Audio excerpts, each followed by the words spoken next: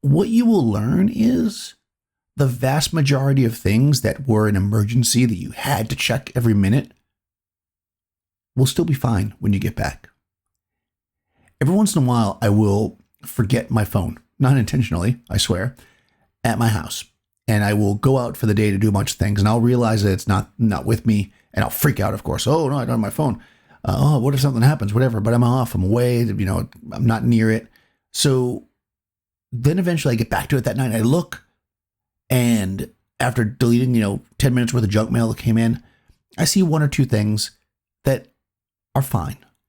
Very rarely, in most of our cases, do we have such emergencies that they need to take every second of our life. We are creating this idea that we cannot step away, that giving ourselves time to breathe, to grow, to read a book is bad. We're going to miss out on something.